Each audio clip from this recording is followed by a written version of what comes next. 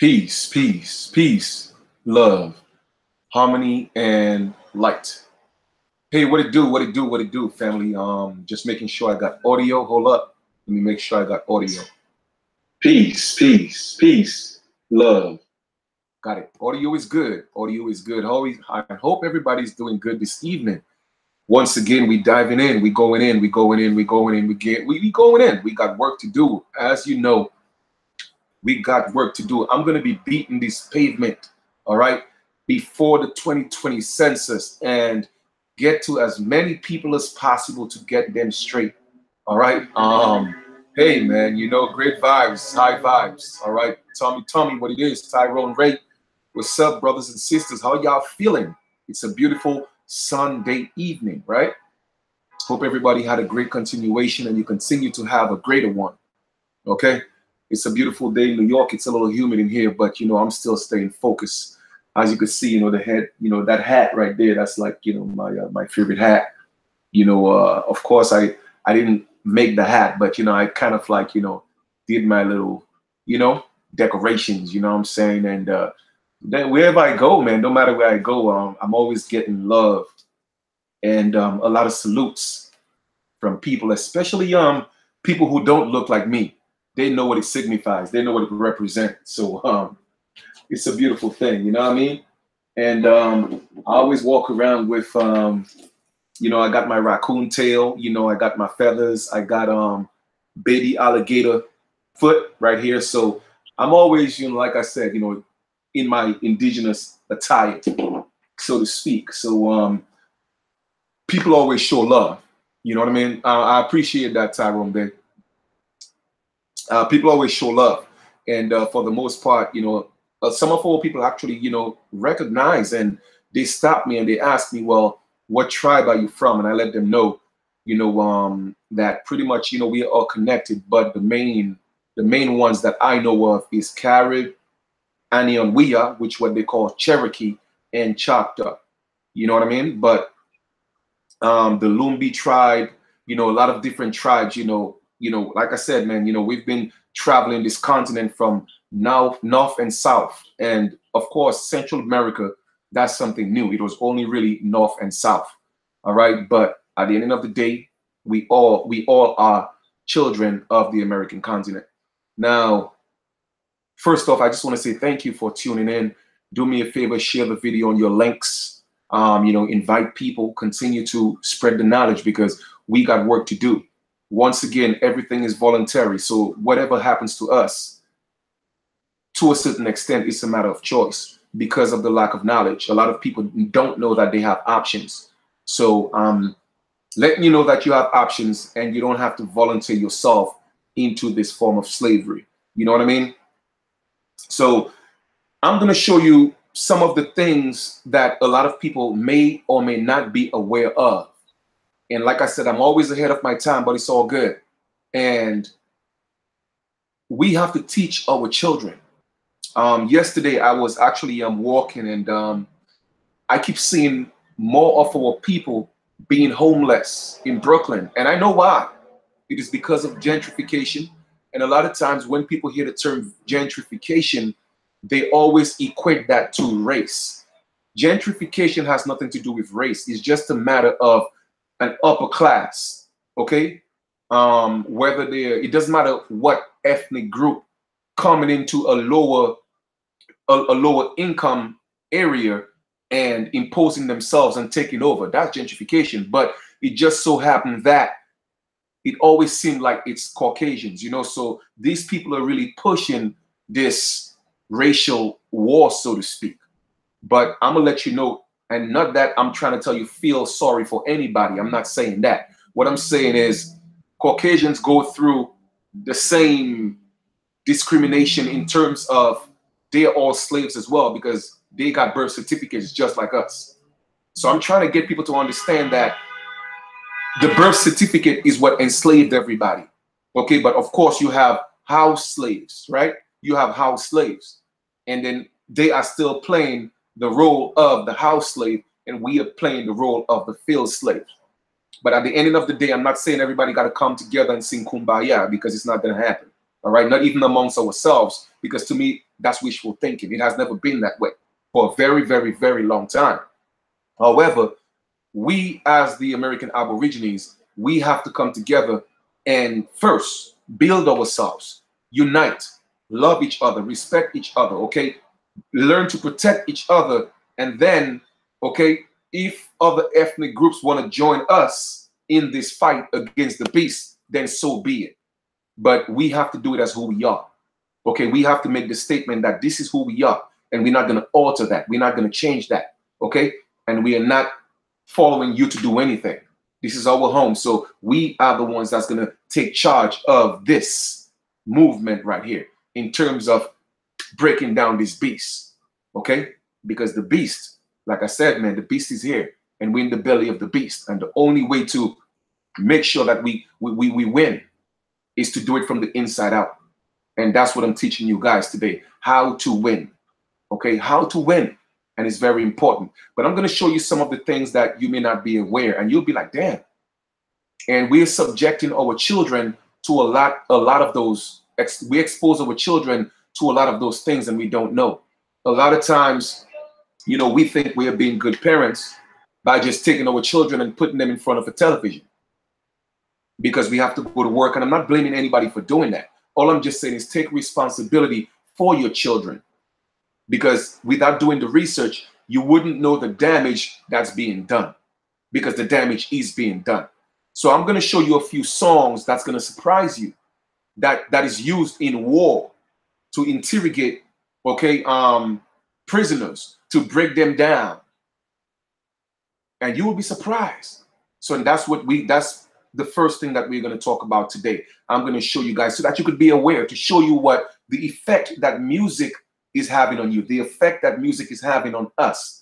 We think that the music doesn't affect us because you think you're just hearing a beat, but the subliminal message, okay, in that music, okay, is detrimental to us. Because first off, the frequency is off, the hertz is off, because they changed the hertz of the music, okay? And that's to disorientate people. So you have to know all this is part of guerrilla warfare. All this is part of psychological warfare, spiritual warfare. All this is war. You're at war, but you don't know that you're at war, because you could leave your house and go to work and come home, turn on the TV, go outside, smoke weed, play basketball. You're just in a big prison. A King Indigenous, I'm not going to say hello, family. I am going to say hi, though, because I definitely ain't trying to go to hell, and I ain't trying to stay low, you know, but it's all love, though. You know what I mean? But we have to know that it's no different from brothers and sisters that's in jail, in prison. The only thing is they have more restrictions, okay, than we have out here. But we still in jail, man. We still in prison. We still in prison. It's just that you have more privileges, okay? And it's optional. So let us get into that. I'm going to show you a few of the songs that the CIA use, and they have been using it since 2000 to break prisoners. So just imagine what that's doing to you, and you don't know because you're not aware of it. All right? Man, I'm telling you, a lot is going on. And I'm going to expose some things to you guys that you may not have known, but let's talk about it. All right, let me share this right here. Let us get into this, okay? Because I want you to really see the effect, all right, that the music has, and what's being used, the tools, the devices that's being used to dumb down the people. And that's what it's about. So when you see, you know, when people tell me, well, Chief, you know, man, they're not waking up. My family, they're not getting it. Brothers and sisters, there's a reason why they're not getting it. Okay? Let's be fortunate that we got some information that resonated with us, that clicked in us, to give us the, you know, the motivation to do some more research, to study some more, because in our hearts and soul, we knew something wasn't right. But a lot of people They don't take the time to see that because they are so distracted. They don't realize the damage that's being done to them. All right. And all those things were used in Germany, all right, against the so-called Jews. I showed you already where the term ghetto and project came from, because that's what they were using to hold the Jews down. So you have to, again, be aware why things are happening. Okay. Our people, and when I say our people, I'm talking about the American Aborigine is the only ethnic group that's being oppressed. All right. That's being where the constant genocide is always taking place, and it's so rampant amongst us. And we are the only ethnic group who don't want to stand up, okay, to fight back. And some of y'all may take offense to this, but I'm going to prove it to you, because mostly ethnic group, they have gotten some form of redress, some form of reparations for what their ancestors went through. Have we gotten anything? No, we haven't. And we are not going to get it if you continue to call yourself Black and African American. But you just can't take that out of the people. You can't take it out of them. So that's one reason. Number two, we don't learn, and let me just rephrase that, because not everybody is that way. So I don't want to generalize. So I'm going to say the majority, because if you guys were one of the walking dead right now, and I'm talking about the regular people that's always looking at my live videos, I wouldn't put you in that category, because you are definitely receiving the information. So I appreciate you for that. But I'm talking about the 99%, okay, the 98% who just thinking that everything is okay. They are the walking dead. They are the lost souls. So all the experiments that was done in Germany on the Jews, you have to realize, again, I'm going to ask you a question, and I'm doing this deliberately because I have to be redundant with the information so that it could sink in, because that's how they get you, with the repetition, the constant playback, the replay. So a lot of these things may seem redundant, but every time I'm going to give you something new. So you have to ask yourself again, who owned the so-called Jews? They owned the World Banks. Who owned the Basketball Association? The so-called Jews. Who owned the courts? The so-called Jews. Okay? Yeah. Baseball, hockey, and just name it. Hollywood, the so-called Jews. Germans. Trump is a German. Trump his real last name is not Trump, it's Trump. Okay, that he had to change it to represent the corporation. So the point I'm trying to know exactly who enslaved you and what's going on, the takeover. Rome, you are being governed by Rome. You are being governed by Rome. A westernized mentality. Not that we are in the West. No, we are the East. But it's a Western mentality. All right? It's a Western mentality. Like they told you, the three wise men, okay, came from the East. And you think Africa is the East. No, America is the East. That's where the wise men work. The wise people are. And now, don't get me wrong now. I'm not taking anything away from anybody else. I'm just letting you know the significance of the American Aborigine. That's what I'm saying, because whatever I'm saying, I don't want it to be misconstrued. All right? But I have to give us the props that other ethnic groups are not giving us, and even some of our own people are not giving us, because they don't know. They themselves are lost. So it's about survival. And I have to say it's ingenious. I'm not going to hate. I'm not proud or pleased at what they have done, but it's ingenious to come from a culture where there was, yes, some form of Holocaust, all right, where experiments was being tried on you, and you got tired, and you figured a way out to rise above that. And you literally say, okay, you know what? We're going to do a world takeover. But how do we do that? So what did one of the Rothschilds say? Hmm? Give me a nation's economy. Give me a nation's money. Let me control a nation's money.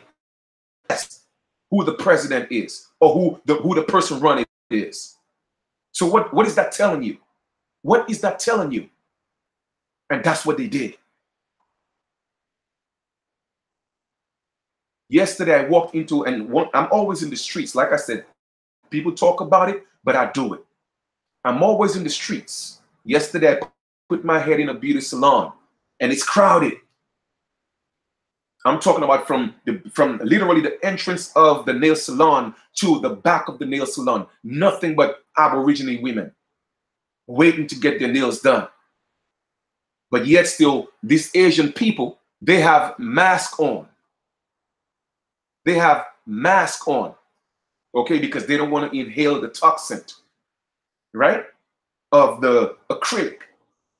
But then we have our sisters in here inhaling that. They got their children, their little daughters and their sons sitting all day in the beauty salon getting their nails done. What do you think is going to happen to that little boy? But I'm going to have a great conversation about that, because a lot of people, and I'm not going to get into whether it's natural or not. I don't give a damn about that. I'm going to talk about the tool. It's a tool that's being used to destroy our people. It's genocide. I don't care what nobody say. I'm going to speak the truth, whether you like it or not, or you take offense or not, because I'm not going to apologize for the truth. So these people have figured a way to rise above, okay? And now they are running our lives, and they make it voluntary.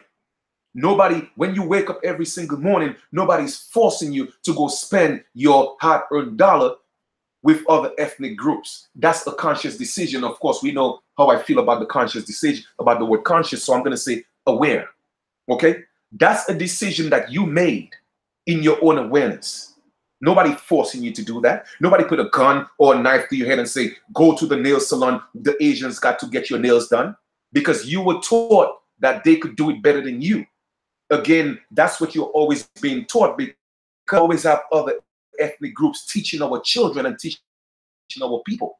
Because whenever we teach our own people, they always think we have an agenda, not realizing that's something that was inbred in the people by the colonizers. Or anytime they look like you, oh, don't trust them. They want something. And we always fall for the trick. The devil is wise. And when I say devil group per se, I'm talking about who is against, an adversary is the devil. So I have to be very clear when I speak, because people, like to take little clips of videos and go spread propaganda. But I'm only here to drop the truth. What communities, why do we always think they do things better than us, when the only thing they did was go to school and learn how to do your damn nails, and you think they could do it better than you? It breaks my heart to know that when I was in the Caribbean, we grew our own food. I never paid for mangoes. I never paid for guavas. I never paid for papaya. I never paid for coconuts. I never paid for that. And it hurts my heart to know that every time I want that, I got to go pay a Korean. I got to go pay a Chinese that didn't know a damn thing about that. But every time you go into their fruit stands and their stores, you're going to hear reggae. You're going to hear some calypso, because you know what? They're catering to you. They're giving you what you need. They are catering to your desires because they have studied you. Everything is about a survey.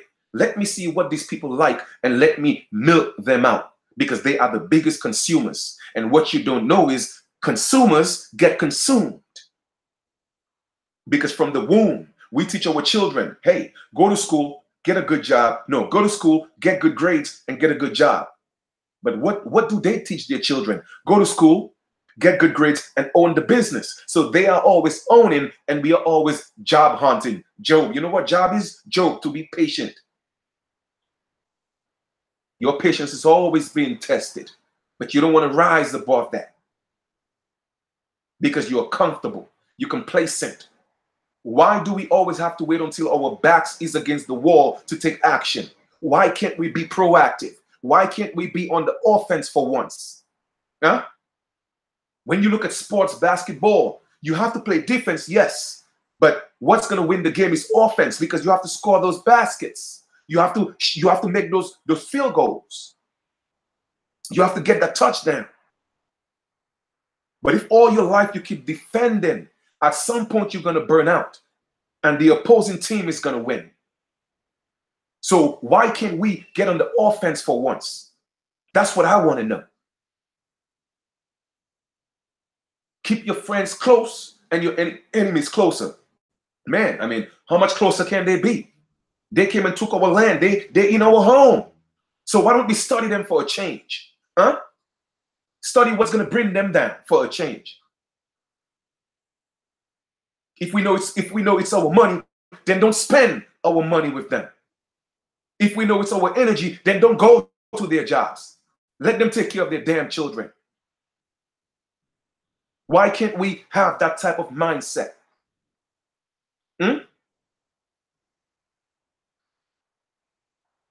Now, if we're going to talk about making it racial, then you don't go in the streets and fight. If you know they can't stand the sun, then get down on your damn knees and ask your ancestor to bring the sun closer to the damn earth. Rise. Be proactive.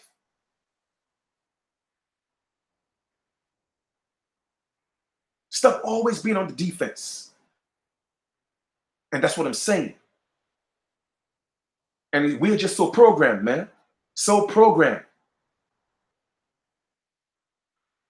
People will complain about they are broken, they don't have money, but their nails are always well done. Okay? They always have the best sneakers. They got every cable channel in their house. Every cable channel in their house, they got it. They got the most expensive phones. I'll be damned if I pay more than $75 or $100 for a damn phone. I would be, man, please. I promise you, I won't be making no calls. I promise you, I will learn to be telepathic, because I'm not going to pay that kind of money for no damn phone. And talk about sneakers.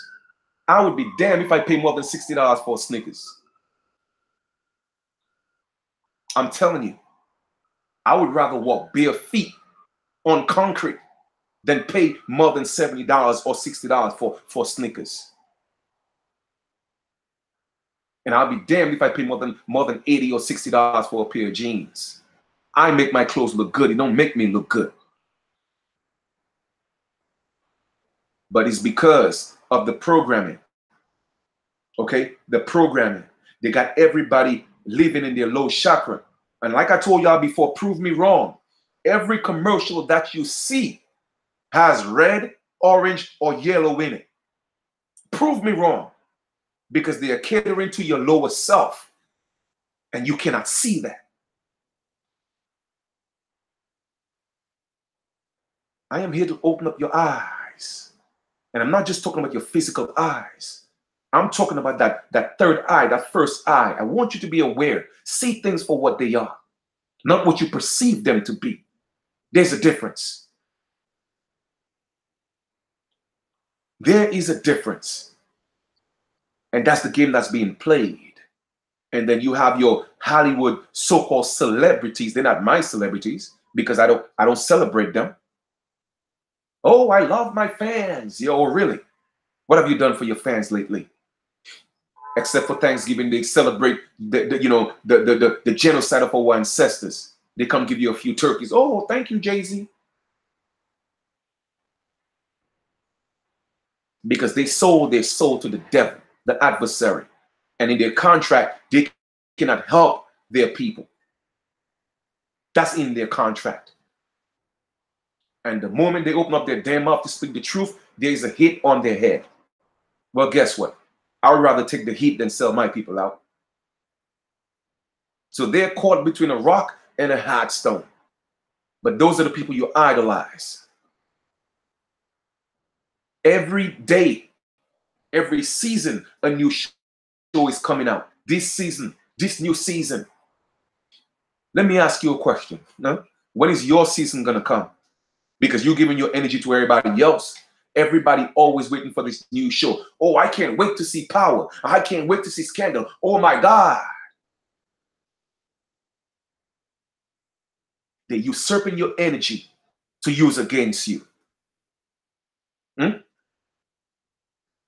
Caucasians, Jews, Arabs, their money circulate in their communities at least 7 or 8 times before it could even step out. And guess what? When it steps out of the community, it's not coming to you. But even before you get your paycheck, it's gone. You already make plans for it. I know people right now that's already making plans for the next 3 paychecks. What they got to buy, they got to take. What bill they got to pay. Let me ask you a question. When are you going to put you first? When are you going to put you first? That's my question to you. So let us look at, I know a lot of y'all, you know what? I know what I'm saying. It hurts, but I'm going to speak the truth. I can't help it. You see, I drank a truth serum. And guess what that means? I cannot lie. I don't like to lie. My grandmother have always told me, a liar is a thief and a thief is a liar. And that's why I don't like to lie, because I'm not a thief. So I'm going to continue to speak the truth. All right? I'm going to continue to speak the truth. So let's look at this right here. And you're going to be surprised. So this is 11 songs. I'm certainly sure they have more, but that's popular songs, all right, that the CIA uses to torture prisoners in war. Because y'all don't think y'all at war. Y'all just think everything all right. You know, hey, you know, I got a job. Hey, you know what? I'm graduating. I see. And don't get me wrong. All right. It's an accomplishment when our children could go to school and get their little degrees. And that's cool, because that's the type of society we live in. But you know what? That don't impress me, man. That don't impress me. What impressed me is letting our children know they're Aborigines. Letting our children know that this is their land. Letting our children know that no man or woman, okay, have a right to tell them what to do. As long as they are not hurting nobody, damaging anybody's property, or defrauding anybody, they haven't broken any laws. And once you teach them, if you don't know, once you learn, why don't you teach them how to be entrepreneurs instead of trying to be a good slave? Because you know what? It's too much work. It's too much work. It's easier to just put them and let the system raise them. But anyway, 11 popular songs the CIA used to torture prisoners in the war on terror, because they consider you a terrorist. But y'all don't know that. You want to be United States citizens, right? Go ahead. Imagine you are chained with your hands between your legs, crouching. You are isolated in a small, dark room with earphones. You can't take off because, of course, you are chained. You're handcuffed. Queens, We Are the Champions, has been playing on repeat for 30 hours now at full volume, and you have lost your ability to think. It could go on for months. Now, I just want you to imagine that, okay? Now, let us compare that to the scenario of you being out there in the streets where you constantly have these headphones in your ear for hours on hours and hours every single day, not realizing the damage that this music is doing to you. No, not that it's destroying your eardrum. No, that's not what it is. I'm going to show you exactly what it's doing to you. And maybe, I always tell people, I can't save the whole world. As a matter of fact, I'm not even trying to save you. What I want to do is give you the information for you to save yourself, because I cannot save you. Nobody's coming to save you. Nobody, no matter what they tell you, nobody's coming to save you. Only you could save yourself, because only you have to put in that work. However, I could give you the tools. I am giving you the tools. I don't want to feed you. I want to teach you how to feed yourself so that you could eat for a lifetime. Okay? Music torture has been a common practice for the CIA ever since it began its enhanced interrogation program in the early 2000s. The process is designed to create fear, disorient, and prolonged capture shock in prisoners. So if you're children and you're listening to that, then you are a prisoner, okay? But you are a prisoner by choice. Sergeant Mark Hadsell, a member of the U.S. Psychological Operations Team, described the efficacy of the tactic. If you play it for 24 hours, your brain and body functions start to slide. Your train of thought slows down and your will is broken. Sisters, you see what certain music is doing because it has a certain vibration. It's on a certain frequency. And you see what it's doing to you. It's breaking your will. Your will to live is broken. So why do you think our people, okay, are giving up? Why do you think they are afraid? They are in fear. Why do you think our men are turning into little broads? Because their will to live is broken. But there's another reason for that, which I will get into another video. I tell y'all, if y'all want the truth, man, listen. If y'all don't want the truth, then unsubscribe right now, because I'm going to give you the truth. Because I'm not going to apologize for it. Okay? I'm always going to keep it 100. That's when we come in and talk to them. So you hear what they say? This music for 24 hours in a headphones, you chained up very, very loud for 24 hours. Okay? Your train of thought is disorientated. Your functions start to slide. Your thought slows down. And your will to live is broken. And he said, that's when we go in and talk to them. So remember, everything is strategy. It's planned. You are in a war and you don't know. Any torture method is of debatable merit. Music torture was in part popular because it seemed more palatable to the public. But to hear about the experience of the people who have been subjected to these songs is to see just how terrible it is to have beloved songs turned against you. So what do you think is happening to this trap music right now, right?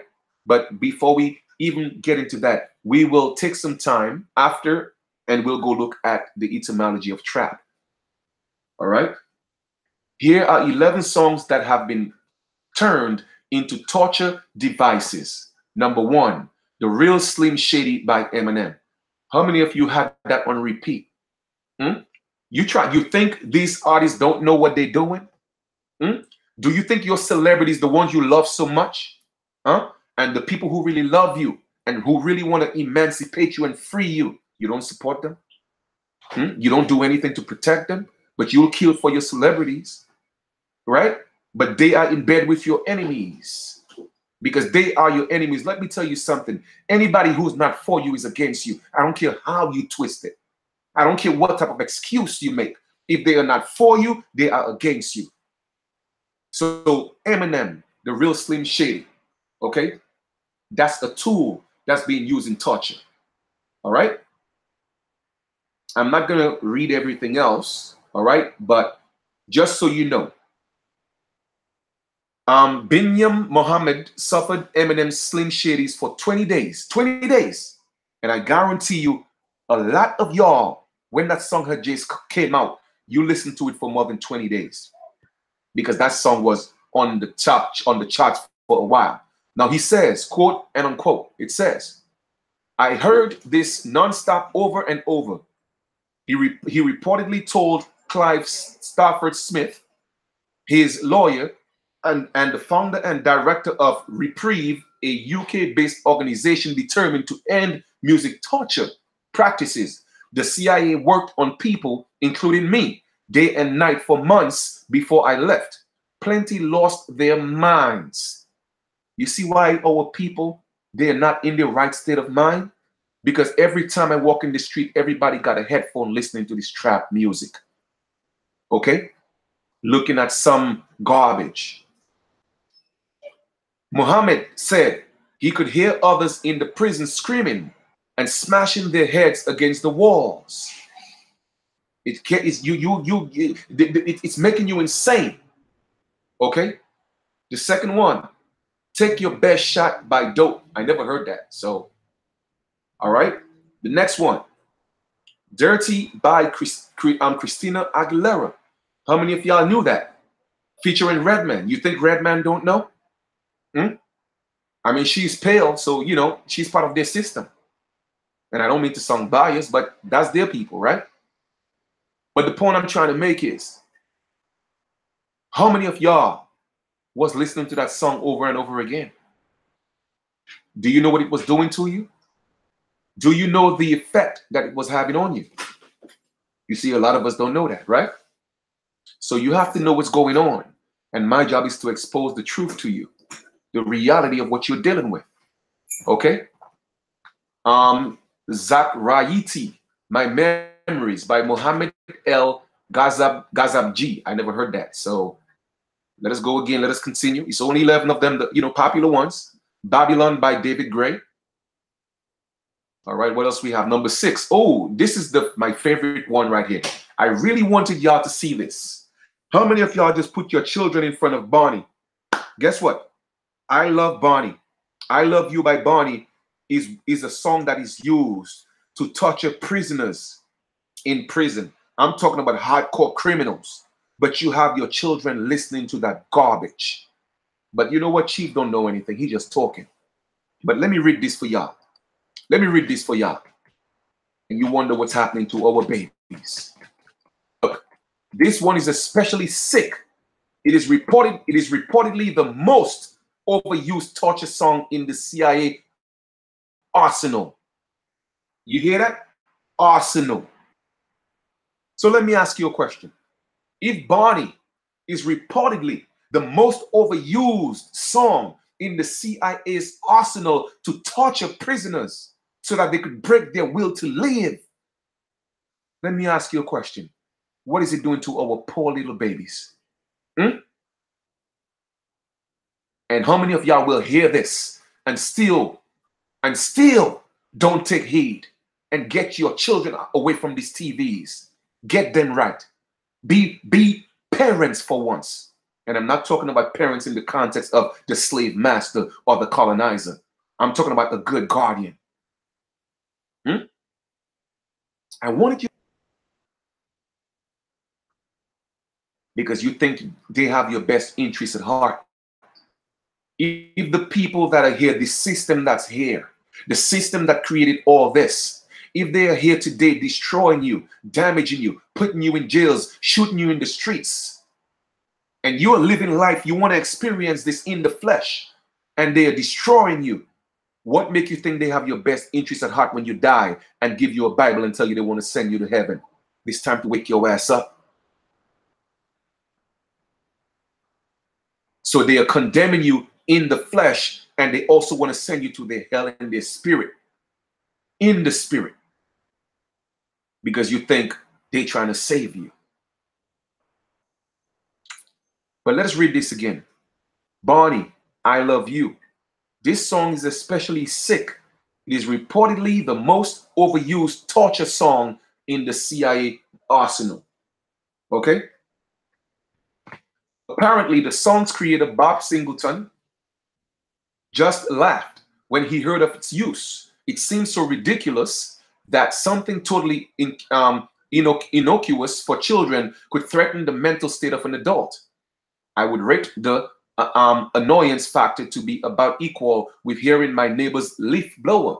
It can set my teeth on edge, but it won't break me down and make me confess to crimes against humanity. Granted, he's never heard it blasted in his ear, splitting volumes for weeks at a time. Of course, he's not going to admit to that because he's the creator of the song. Because they are in bed with our enemies. Okay, the beast. The beast is our enemy.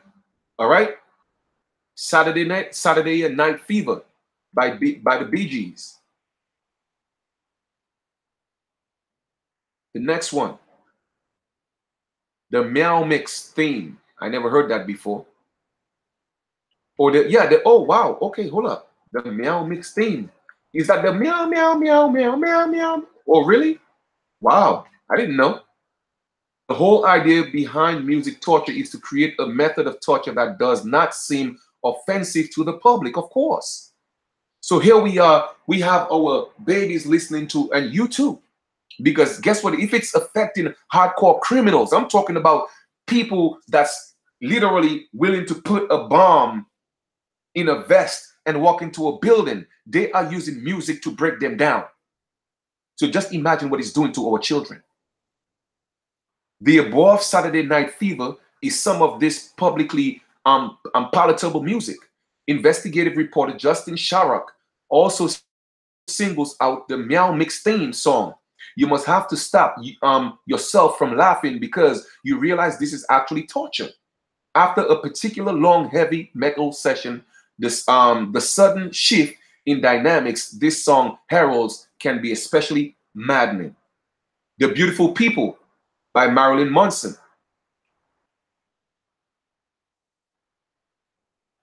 Next. You know, F Your God by Dayside. That's probably a song I would sing, just to keep it real. Okay, and here we go. We Are the Champions by Queen. We Are the Champions by Queen. So, my brothers and sisters, when you don't know what's being used against you, you have to open up your eyes and realize that you are at war. If you don't know, then guess what? Now you know. Okay? Now you know. Okay? Now you know. So everything is a tool. You may not realize it's a tool, but it's a tool. You don't know it's a tool, but it's a tool. It's being used against you. Okay? It's being used against you.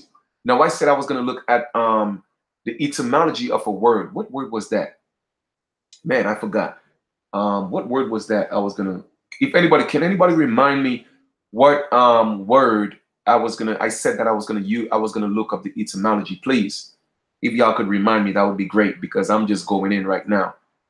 And in the meantime, let me, I'm just going to, I have to send an email to invite, you know, a guest to the show. Okay, let me get that right there, please. So let me just send this email so I can invite the guest. All right, give me 1 second, guys, before we proceed.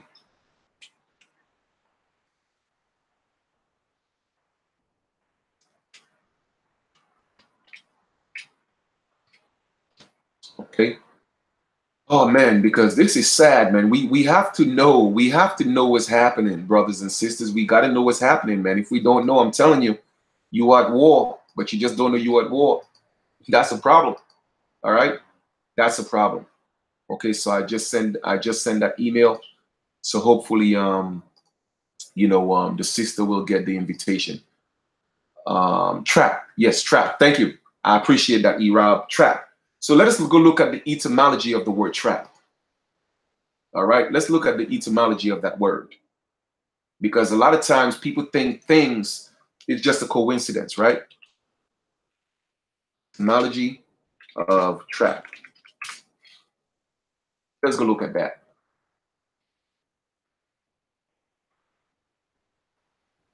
I mean, I'm certainly sure we have an idea what it means, but in the context of trap music, you know, we may not think that, you know, it's harmful. But look, traps. But I put trap my traps, but what came up? Traps came up. I put trap my traps. Trap.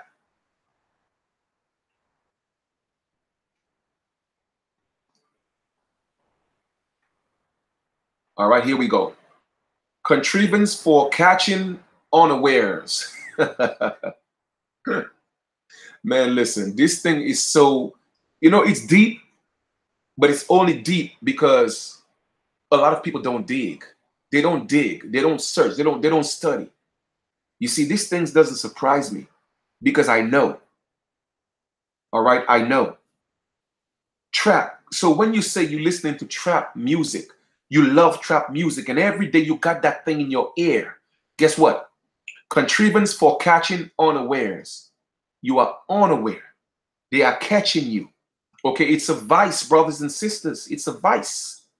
It's a trap. I mean, we got to get that. We have to get it, man, because I don't know what to tell y'all anymore. Okay? Now, look at this again. Sense of deceitful practice, a device, a contrivance to betray one. So when you talk about, oh, well, you know, I love Future, I love this, I love Little Fetty, whatever the hell his name is, guess what? They are betraying you, man, to betray one because they know what's going on. They know what's going on. It's a deceitful practice. The music that you are listening to right now, it was created to betray you.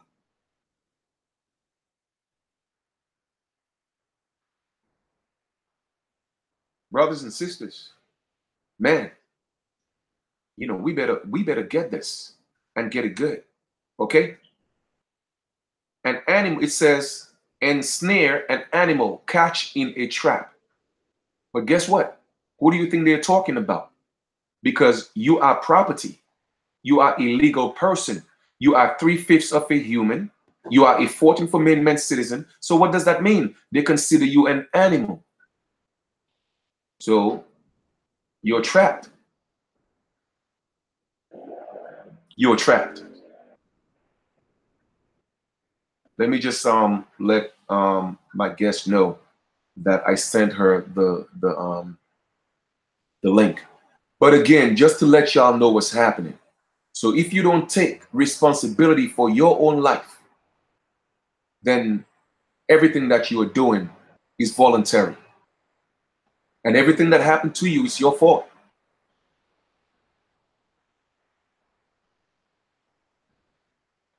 Hey, I sent you the invitation.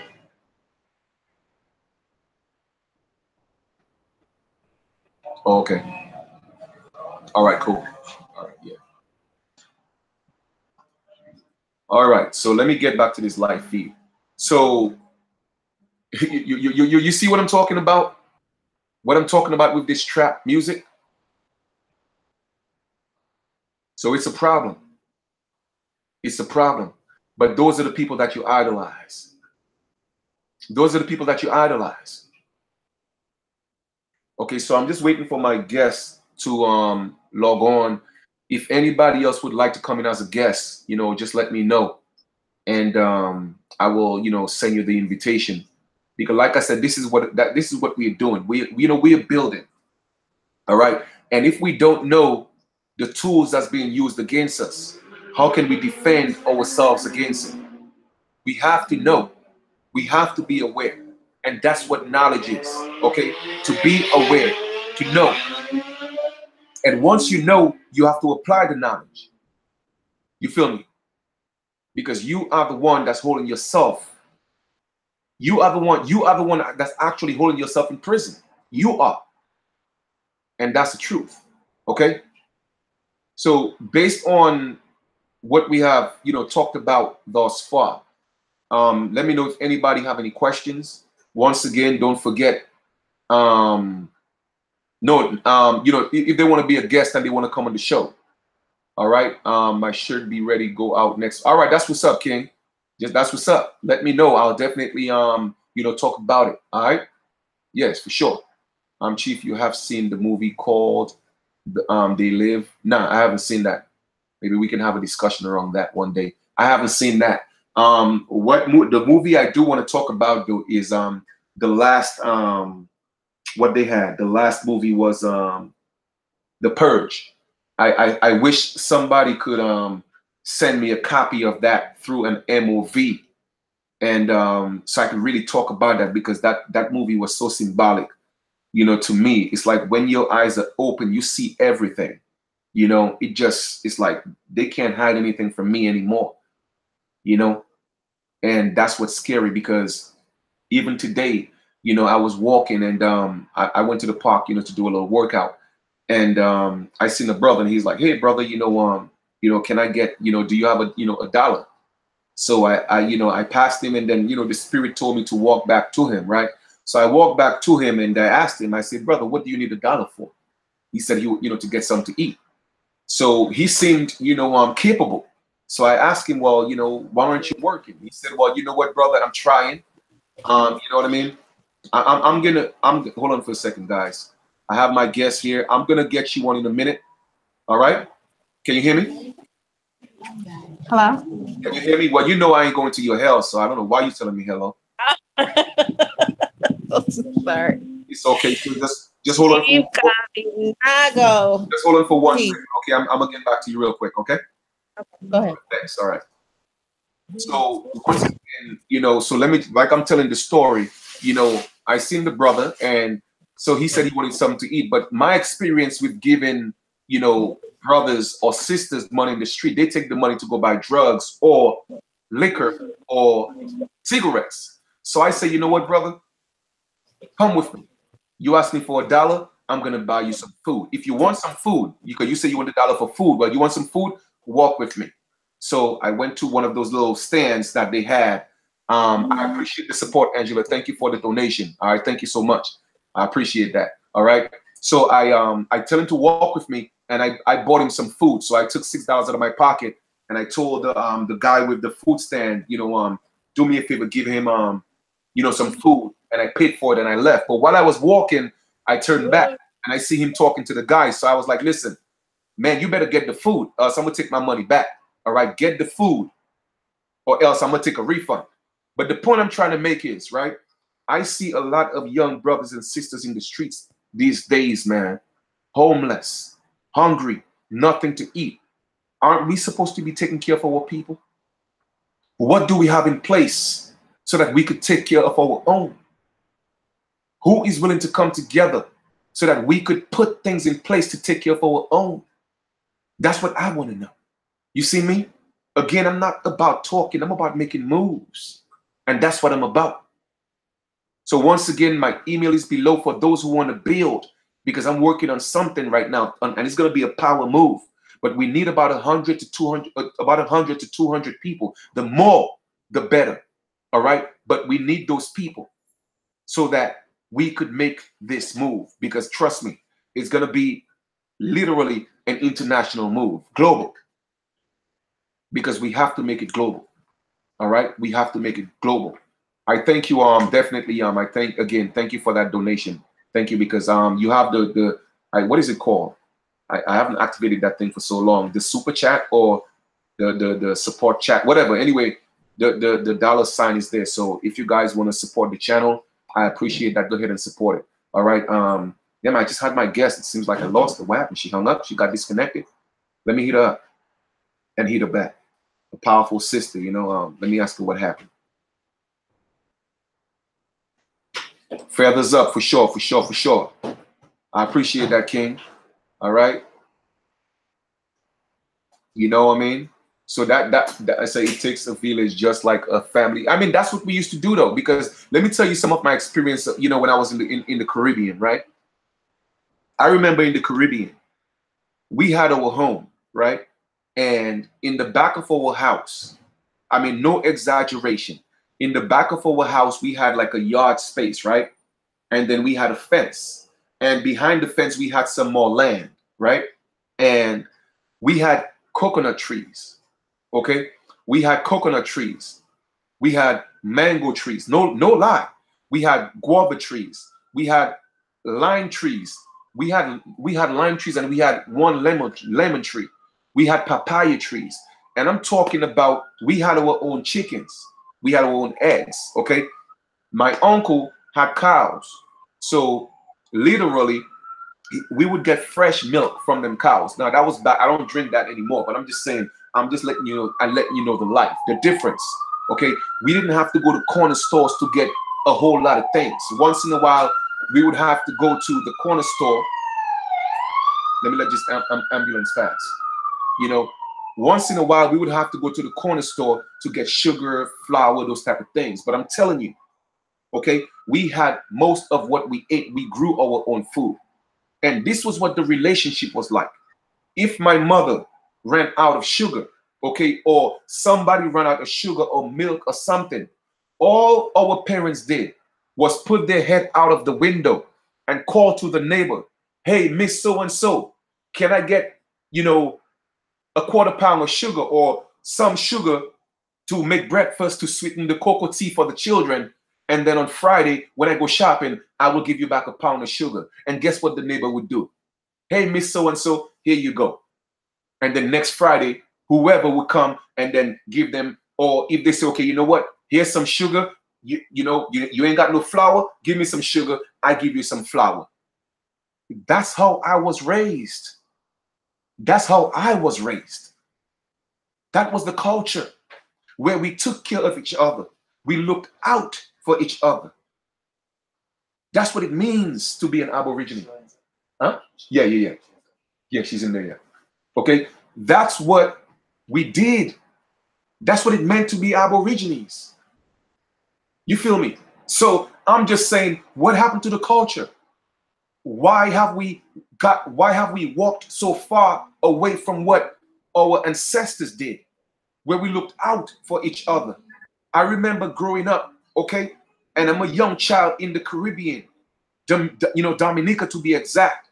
And it don't matter where I go, my mother would always tell my siblings and my cousins, make sure you go with him. Okay? Make sure you go with him. And I always had company. We never went anywhere alone because we looked out for each other. It took the village. But anyway, I have my guest. Let me bring my guest on. All right. Hey, peace and love, peace and love, peace and love, my sister. How you feeling? I'm doing. Hey, I'm doing good, man. Just here building with the family, man. I love doing this, man. I love communicating and, just, I don't know if people call it teaching or giving knowledge or making my people aware, but whatever you call it, whatever you term it, man, listen, I love it. I love what I do. I'm passionate about it. And I found my purpose and I'm just happy about it. Let everybody know who you are and first, and what you don't have to give them your address, but let them know what part of the country that you're in and a little bit about you. And let's get into this. Wow. Well, peace and love to the chat. Peace and love. I go by the name of Golden Crowned Sparrow, but I am from Chicago.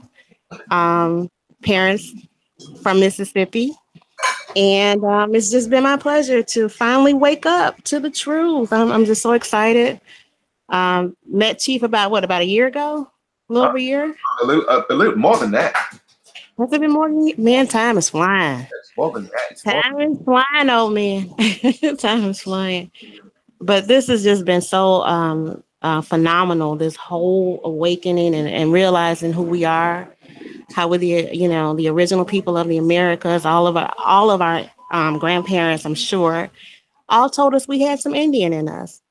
We just didn't realize we were the Indian. So I'm so excited. But it's cool. But let me ask you though. I mean, I know a lot of us, wake up to that knowledge. Well, unlike me, my grandmother told me I was a carrot, right? But but let me ask you, right? At what dynamics change? At what point, because a lot of times we may have heard, yes, we had Indian or we were the Indians to a certain extent. But at what point did it really resonate until you was like, you know what, there is no turning back now? At what point, what changed in you? What happened? Where was it always I knew who I was, or at some point you thought you call yourself Black or African American, or maybe at one point you thought we were Africans? At what point did that change, if ever? Oh, great question. So going back to, oh my goodness. So once again, I was always told that, we had Indian. My father stated, Blackfoot, and my mother always said Cherokee. So we just thought that we were, the funny thing about it is, I'm from the late 60s, early 70s. So I always thought Black. I think we never really knew what Black was. We just thought Black and American and Indian. But what happened was, it's too long of a story to go into, but where it really came to a head, and where I really got the revelation was last year. I was going through something with the government, and I had dated a Moor, and I knew that if I changed my nationality, that I could get out. Didn't have to worry about this fictitious. Now, this particular Moor told me that this was indeed our land. Mm. This was years ago. This like 9 years ago, and I was like, "Oh, okay. Oh, so this is our land. Oh, okay." Mm. So he tried to educate me, but I just wasn't getting it. I was too caught into, no, we came here on slave ships. What are you talking about? Mm. Oh, so he was trying to educate me, and I heard him, but I wasn't listening. Mm. And really, after doing the research into the birth certificate, this is how this all came about. And I found out the fraud that was going on with the birth certificate and the government. So that took me down one rabbit hole. Mm. And I think I was at my just not believing everything that I was discovering. Like everything was everything was a lie. Everything is a lie. Right. And just so happened a Dane Calloway video came on. Mm. And the video, what caught my attention was the what do you call it? The avatar of the lady that he had. Or no, it wasn't even an avatar. It was a real lady. It was a real picture of a so-called Indian, right? I mean, not so-called, but Indian, Black Indian. Mm. She looked exactly like my family, like a family member. Mm.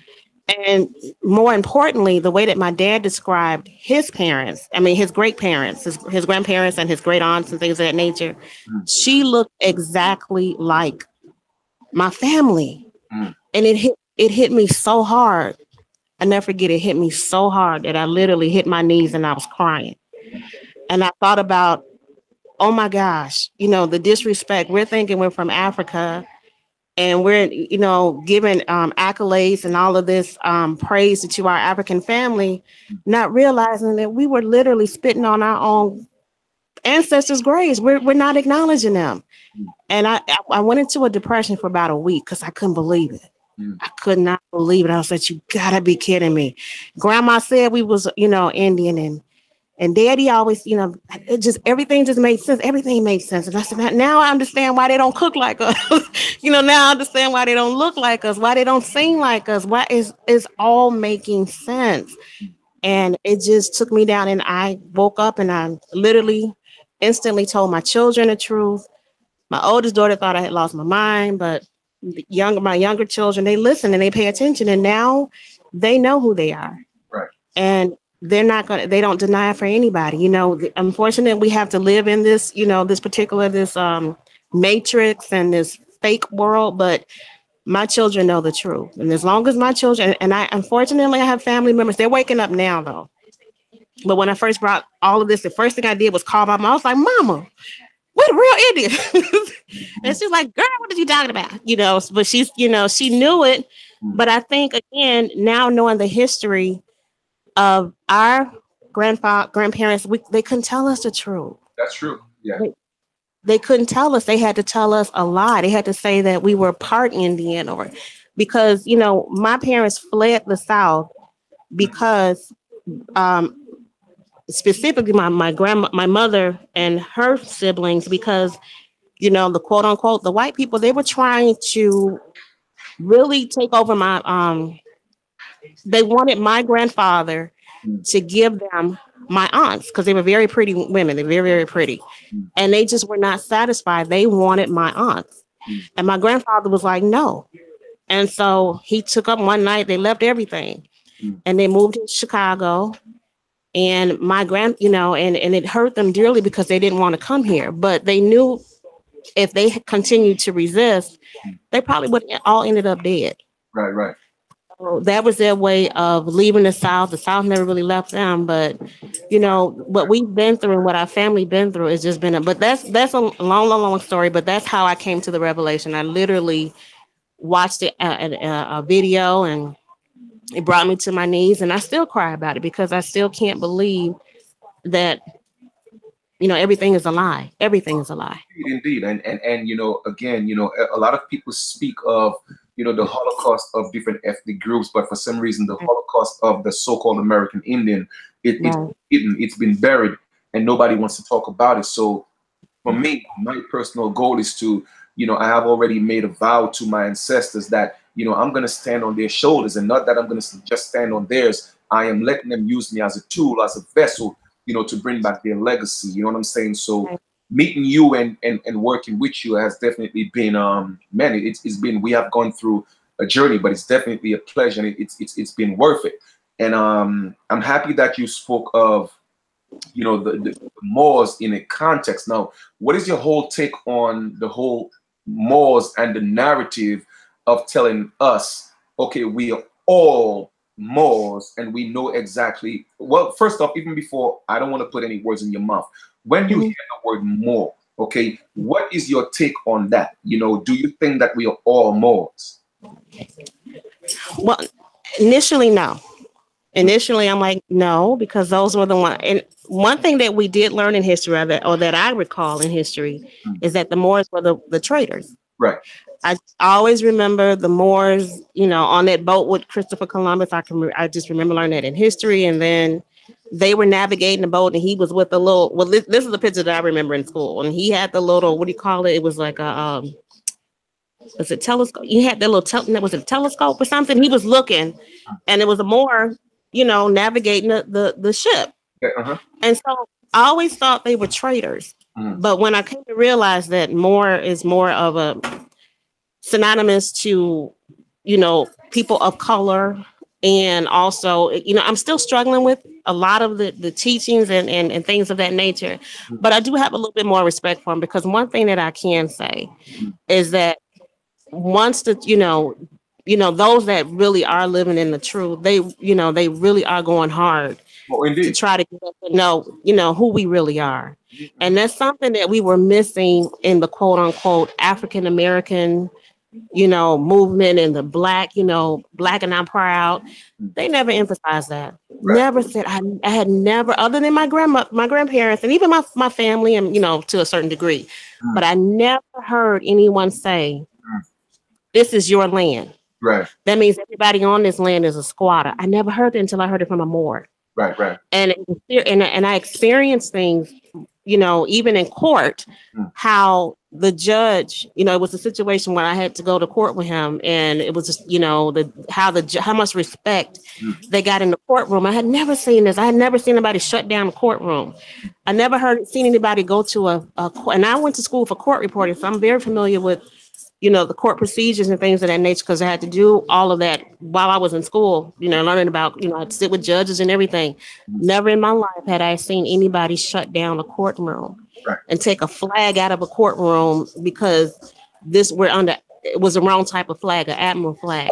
But as far as them teaching, the teaching, you know, that we were called Moors and things, I'm still struggling with that. I got to be honest with you, because they do have a negative connotation to them, you know, but at the same time, I still appreciate everything. You know, maybe there were some dirty Moors, maybe there were some people that just deceived us, but I think they're trying to make that right. I think a lot of them are really trying to right their wrong. Right. And try to, you know, really trying to wake us up, because at some point we're going to have to all come together. We cannot be divided like this anymore. We just can't. All right, and I appreciate that, and I totally agree. And a lot of times, you know, for me, I just wanted to put the truth out there in terms of, again, breaking down the narrative of the context when we use the word Moor. Okay, a lot of times when they use now I know Moors that I'm friends with that call themselves Moors, and they only do it because of their complexion, because they don't want to say black. But you have other Moors that say we are Moors because they think that this is Morocco. And that's when I have the problem with that, because now you want to take me from an American Aborigine and put me in Africa, and I'm not African. You see, so that's where that's where I break it off. You see what I'm saying? Exactly. So exactly. But a lot of American Aborigines who call themselves Moors, I say, you know what? If that's who you believe you are, for whatever reason you are, as long as you know you're an Aborigine and you don't dive into being a trader like what the set of Moors did, then you know I'm cool with it, because we're all being faced with the same, genocide. Exactly. You know, so I'm cool with that. So that's great. That's great. So moving on, right? Let us talk about a little bit. A lot of our people are still caught up, with Christianity and all those things and all that. Um, because they can't seem to let go and realize that the Bible wasn't meant to be taken literally. Hmm. For me, in my opinion, it's one of the biggest stronghold on the American Aborigine. Especially in the low income areas, they have been given this false hope of this certain Messiah, is gonna come save them. Okay, what is your take on that? Are you a Christian? Were you ever a Christian? Tell me a little bit about that. Oh, wait. Oh my goodness, absolutely was a Christian. Still enjoy. I come from background. My father's a minister, Mm, so he's a Baptist preacher. Grew up in the church from the time I could. I don't know anything. I didn't know anything but the church, mm, and I was a strong believer in Jesus. And as a matter of fact, one of the main reasons me and this particular person fell out was because he told me Jesus wasn't real. mm, Now, even though I've seen for myself, the things that happen in the courtroom and things of, that he brought about the end, how this was our ancestral land and things of that nature. But boy, when he told me Jesus wasn't real, those was fighting words. Hey, wait a minute. That's when he lost me, because that's all I knew. I was, my whole family is 9 of us. mm. We all grew up in the church. We sing in the church, sang in the choir, preachers, you name it, speaking in tongues, do all that thing. Right. But when I came to the realization that even that, Mm, oh my God, you make me cry right now. wow. Mm. Yeah, it's all Wow. right. I know the pain, man. I know what all people are going through, and those who can't come to that realization, just imagine, what they're dealing with. And a lot of people are waking up and knowing that, and they're reaching out to me, and I have to tell them the truth. So yeah, I feel you. Yeah, I'm sorry, I'm crying, but people don't understand how deep this wound is, how much this hurts, Mm, you know. yeah. But it's also freeing, because even though I've come to the realization that Jesus was a character in the Bible, and it was just a character, it wasn't real, and it's allegory. Right. At the end of the day, it's still about us. Right. It's about the indigenous Aboriginal people of the planet, Mm, but more specifically about the Americas. right. Yes. This is our land, and this is why the religion took off here. It had been going around for a while. Our ancestors didn't know anything about it, Right. but something about when our ancestors got a hold to it. Yes, it unfortunately was their demise, Yes. and it's still their demise. But it also, it's put us on a platform in another light. It showed who we are, so special over here in this not to no disrespect to any other Australians or the Africans, no disrespect to them, but it's something special about the Mm, Americans. yeah. Hmm. Then nobody can take it away from us. Right. Right. That's true. And it did hurt and realize that a lot of these were characters, but it hurt. Like I said, that's all I knew was the church. I sang in the choir all my life, So this was like, what are you what what are you talking about? Right. You Right. know, but so when people say that we're just trying to do, we don't we're just trying to be somebody else, and we're just culture vultures, and we just hate the African. No, nothing could be further from the truth. You couldn't get me to pump harder for Africans. You couldn't get me to, my daughter grew up, getting her hair braided at the African braid shop. Myself as well. I've completely supported them.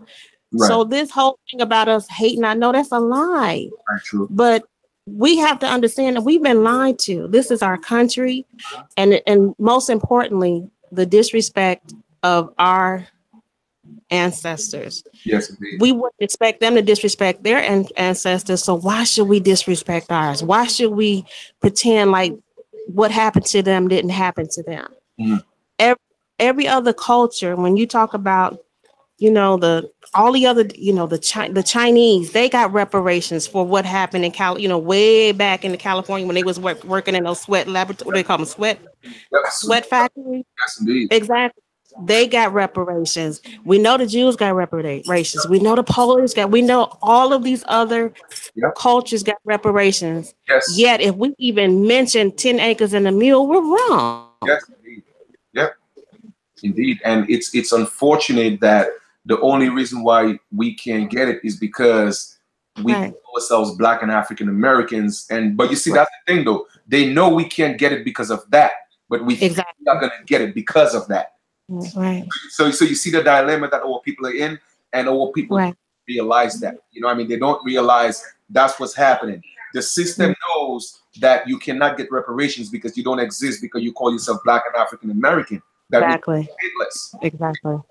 You're literally stateless. You're an animal. You don't exist. You don't exist. Exactly. You don't exist. You are nothing. And then the You people, have no standing in law. You have no standing in law as a black person, but yet we're walking around black.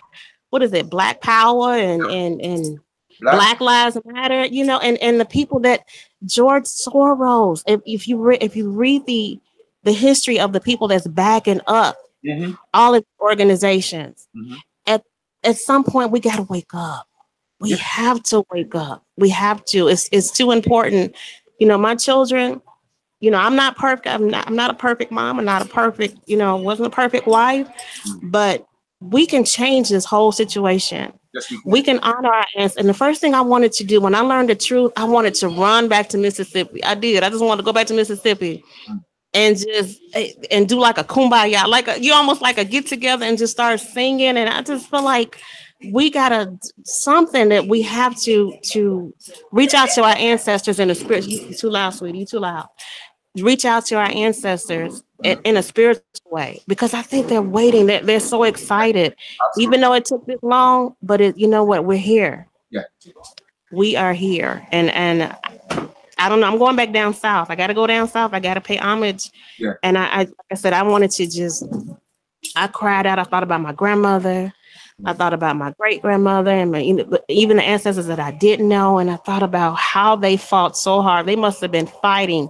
They yes. were not slaves. They No. were enslaved. hmm Yes, indeed. My grandfather was enslaved on his own property, and I couldn't understand why my great aunts was so angry with him because he ended up having to sell. He was tricked out of his land, hmm but he ended up having to sell so much of his land, and my aunties were so mad. I was like, why are they mad at him? He just came out of. He couldn't have had the land that long because my grandfather was hmm born in 1874, Right. so he was my grandmother's was his second wife. He was much older than her. Okay. So this and my father is 83 now. But anyway, she was the second wife. Mm, And his siblings and his were very upset with him, his aunties, because he sold a lot of the land. And I said, why would they be so mad if he sold that land? He only had it for maybe, 9, 10 years, because he was born right after slavery, so quote unquote slavery ended. Well, mm, what I didn't know, and I realized last year when I started doing research, is that land had been in our property for years, as far as I can go back. I went back even further, Chief. I oh, can't find when the land was not in our lineage. I just can't find it. right. Right. I'm in the 1700s now, and Wow. and that land was a part of our family forever, and that's what they were saying. It's always been. Mhm. And what a It's lot of always been us part have of to the family, realize, you have to ask yourself, if these people were slaves, then how can right?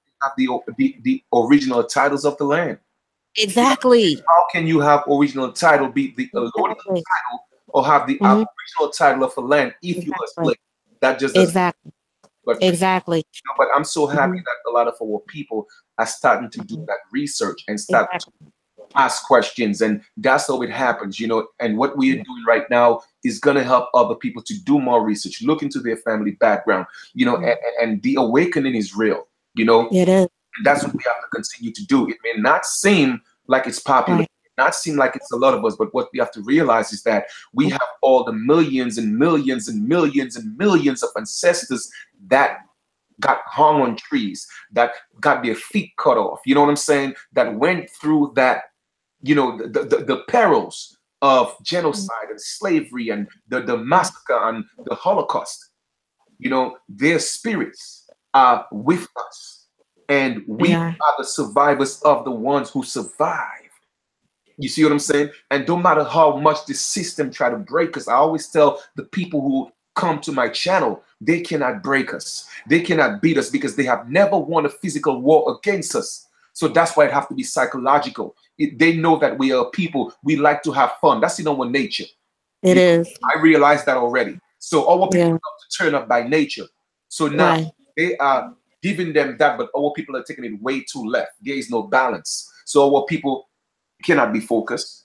Okay, they don't know what it means to be an Aborigine because they were taught differently. So yes, I Right. used to get mad, but I don't do it anymore. So I just choose to teach, share, Exactly. knowledge, and that's where I'm at with that. So I'm happy that you're part of that journey. And yes, we have a whole lot of work to do. All right. So my next question to you would be in terms of, because they have also given us the narrative that the so-called native people, the Hollywood Indian type, is the original people of the Americas. At what point did you realize that, man, that was also even a lie? And how do you feel that these people are continuously, even up to this day, they are willing to hold on to that lie and live up to it?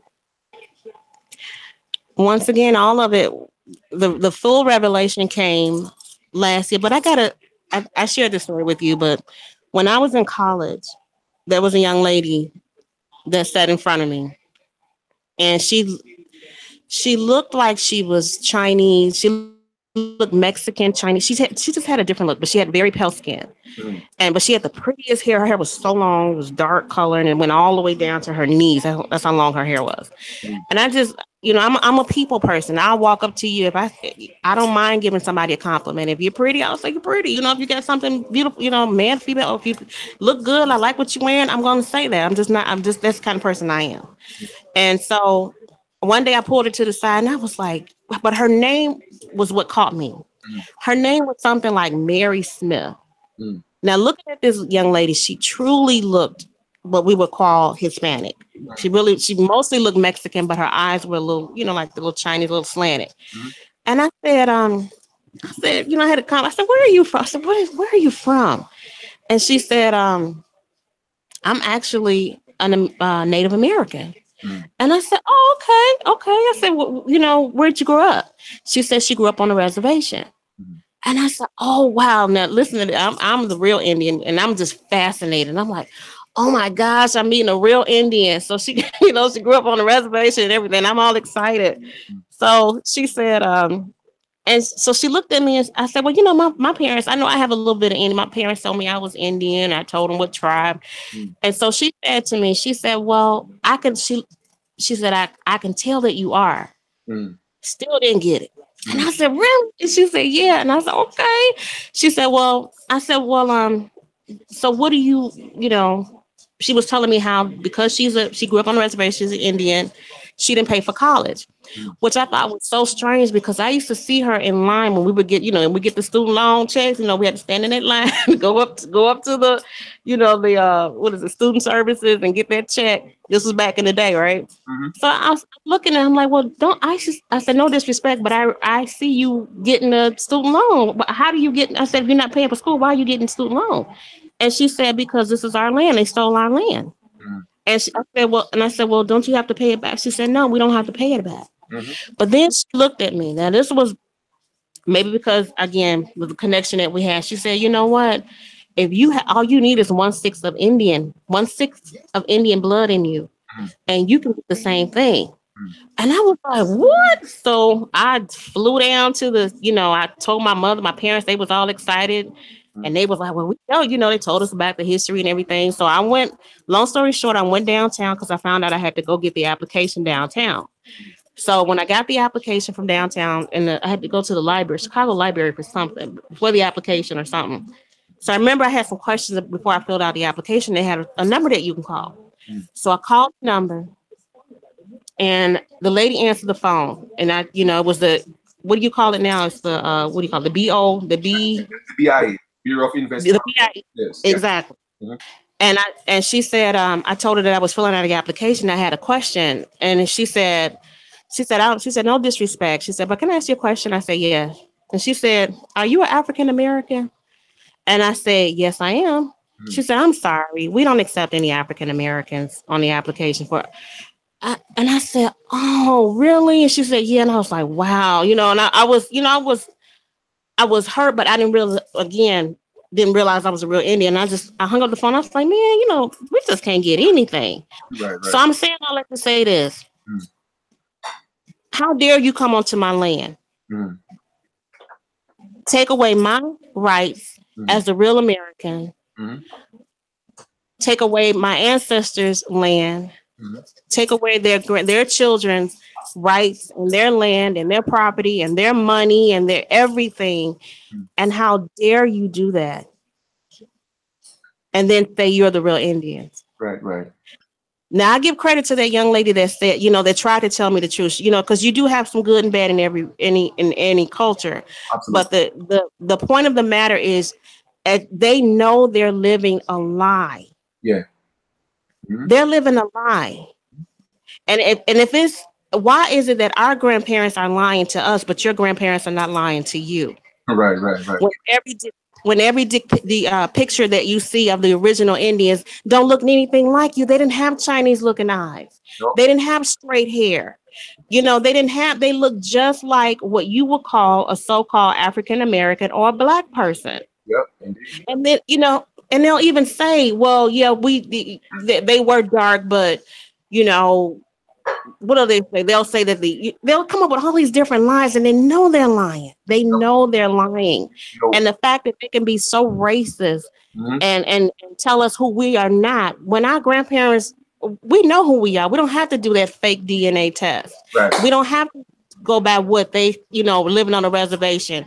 We're living in a reservation. When those of us that, well, I did, but those that grew up in the hood and grew up in the process, that was a reservation. Hey, yes. That's the reservation that we live in. Of course. Mm-hmm.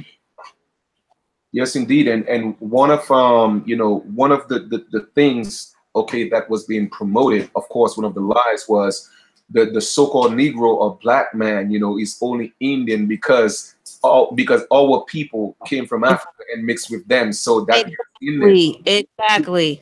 And I'm gonna say that thing, and okay, I'm sorry.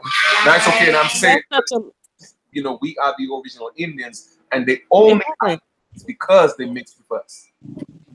Because they raped our family. They raped our women. Let's keep it real.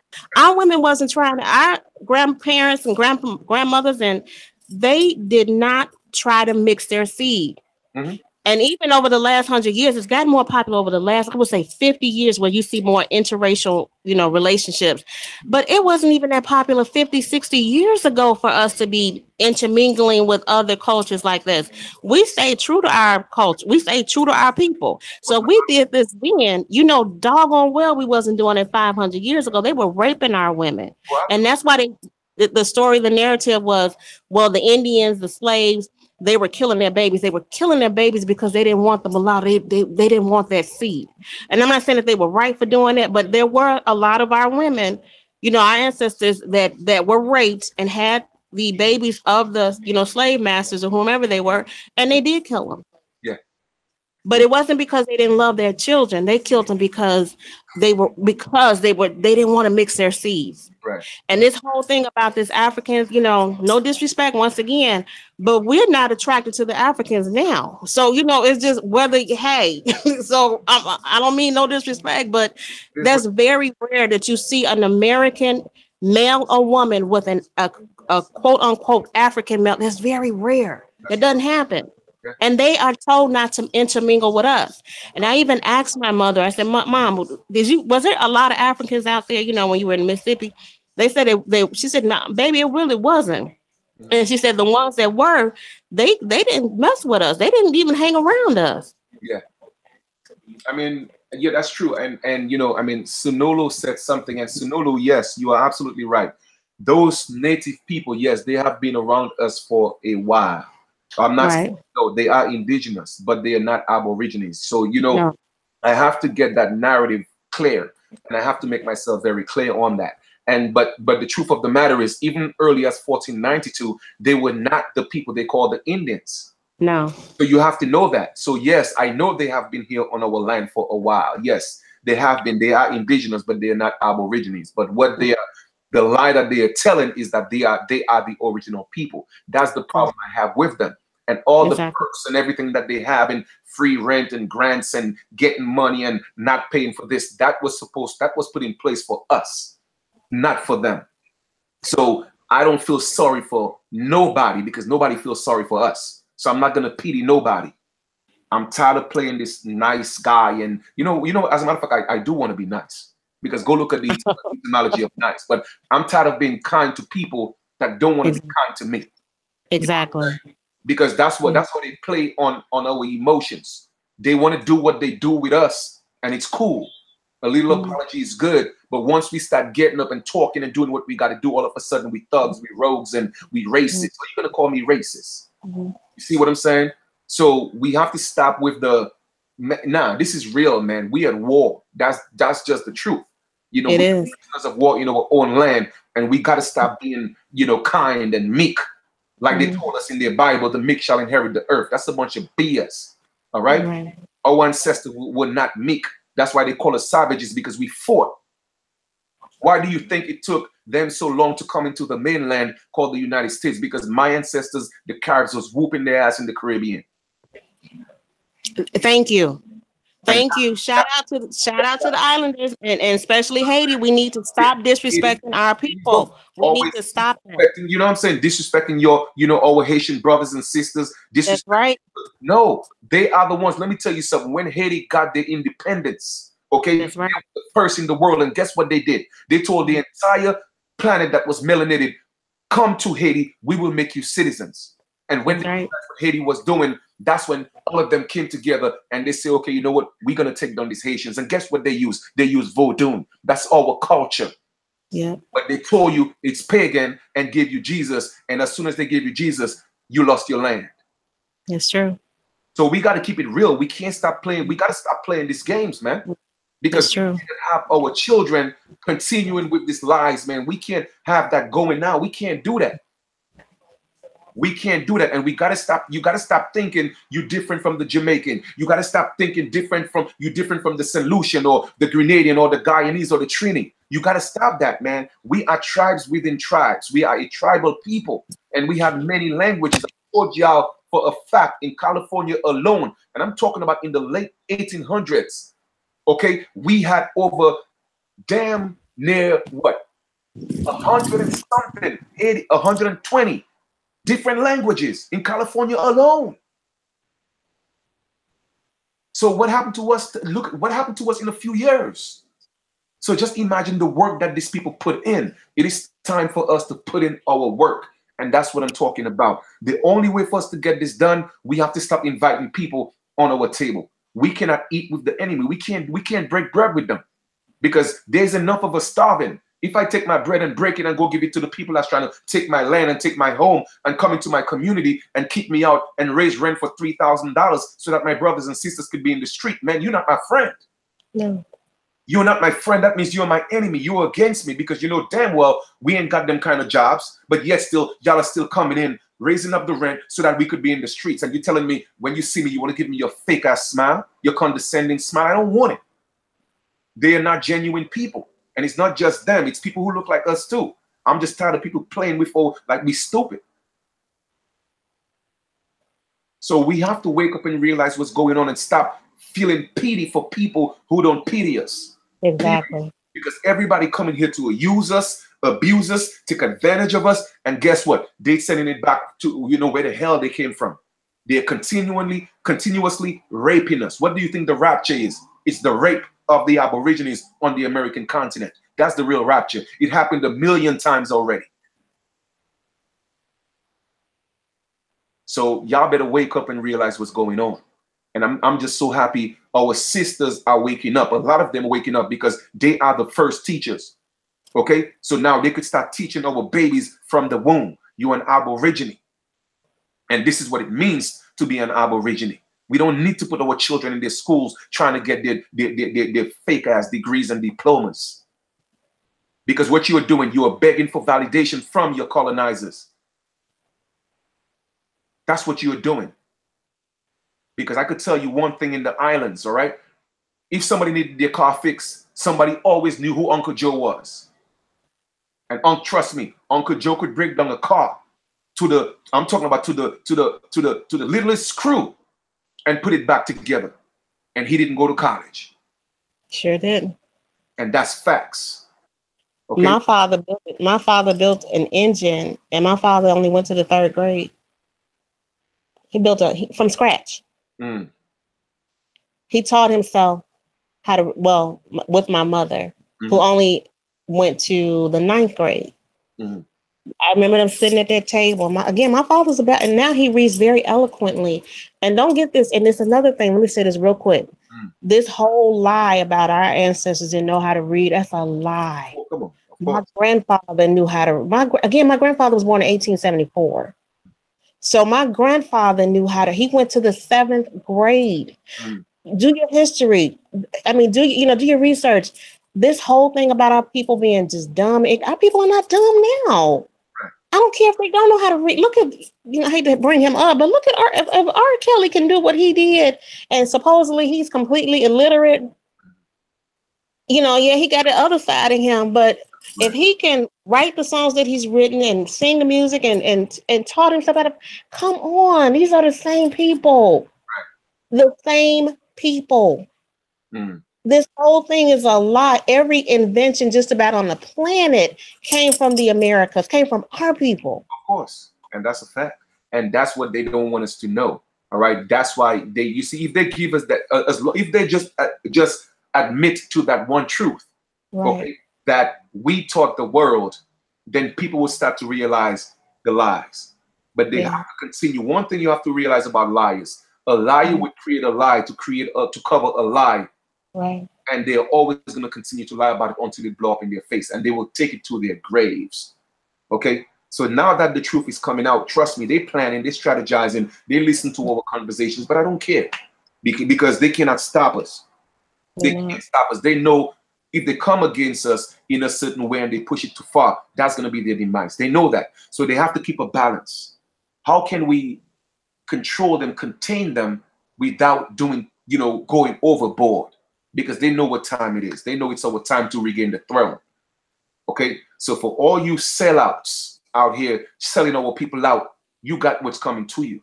And for all you sisters that have these knucklehead boyfriends that's going up inside of you every day, every week, okay, that don't have a brain, y'all got to stop that. Okay? Let that brother pick up a book. Okay? Let him pick up a book. You got the power. Get some books. Recommend it. Let him read it. Okay? And let him tell you about it. If he can't tell you about it, then he ain't getting no nookie. You don't take them back to the 5th grade because it's your responsibility. All right? I'm not going to give up on my sisters. I'm not. I don't care what nobody say. Period. I'm not going to give up on them. Because if we're not going to give up on our brothers either, because you know what? No matter what the media puts out there, our melanated men, especially here in America, are the best men on the planet. Some of the best fathers, some of the best husbands, and they love their children. So this whole crap about, I never could get into the Maury Povich and all this. I'm thankful for that part. I never could get into that because I didn't grow up like that. My father, he was a bear. He was mean as I don't know what, but he was a great father. Right. My ex-husband, 4 children, to this day love his children. Right. All of my brothers love that. They're not perfect. And we're not perfect women. But I know more men that love their family than I know more men that don't love their family. That's the truth, because the narrative that's being pushed is, we are deadbeats. But the truth of the matter is we are more fathers than deadbeats, because when I used to take my son to school, I promise you, okay, out of 10 children, it was 8 fathers that was taking their children to school. And I witnessed with my own eyes. But you see, they have to push again. They have to push the propaganda, push the narrative. That's who we are. And mentally, it affects the people because that's what they see in the media. You see what I'm saying? But they don't realize that's being controlled by the colonizers. And of course, enemies is not going to show you what they're doing.